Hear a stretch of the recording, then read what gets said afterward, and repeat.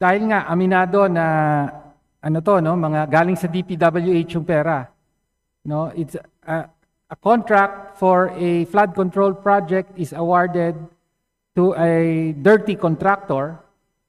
No, the DPWH pays the contractor, may progress billing, not in one go, pero may payment.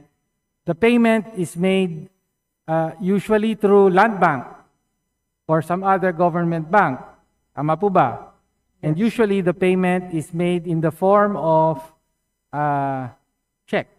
Tama po ba? Is that correct? Yes, correct. Oh, yes. Okay. In order for that check, so the contractor receives the check, in order for that check to become cash, the bank has to process that. Diba? And presumably, it could also be Land Bank, but it could also be another bank. No, but if we're talking about the amounts involved here, 474 million, 500 million, 1 billion in 2 days, whatever, yan na po ang mga lumalabas sa hearing ngayon. Hindi po ba considered suspicious transaction? Yung mag-i cash ka ng kahit 100 million pesos na lang in cash. Would that not be considered by the AMLC as a suspicious transaction? Unless there's a report that these are suspicious transactions, because it depends upon the bank, since I believe that these contractors are big contractors, and so they can, that's the usual amount that probably they transact. So the sponsor is saying that encashing, say 100 million or 200 million, 300 million is not suspicious. They have to report Who has to report po? transaction to AMLC. The bank has to report to Yes. AMLC. Okay. Then, has the AMLC received any reports of such transactions, including those in the area of responsibility of the Bulacan DPWH Engineering District of Henry Alcantara? So sabi po, the bank has to make a report. May nag-encash po ng 100 million pesos. Contractor. Dapat i-report. Nakatanggap po ba ng report ang AMLC?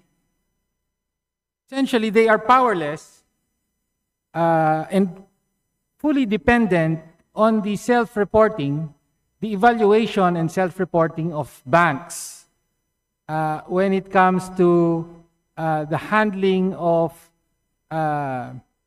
the withdrawal and transfers of huge sums of money, no? So currently under the laws and rules on money laundering, it all depends on the evaluation of the bank. If, for example, a contractor withdraws a large sum, like 100 million pesos in one transaction, if the bank thinks that's part of their normal course of business, then no report will be made to the AMLC. No?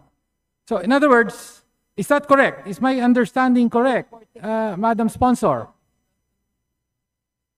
Actually, AMLC conducts supervision over covered persons, over the banks. Banks is under the covered person. Yes. So, Okay. and AMLC ensures compliance of covered persons with the AMLA. Ensures compliance of the covered persons, in this case the banks, with the AMLA, the law through the council. Okay. Well, a lot of good that has done the Filipino taxpayers, the Filipino people. Ang punto ko po, inutil ang AMLAC sa kasong ito. Sorry po, pasensya na po kung masakit ang sinasabi ko, pero hindi po napigilan. No, ang mga ganito kalaking suspicious transactions, no? I mean, withdrawing huge sums of cash.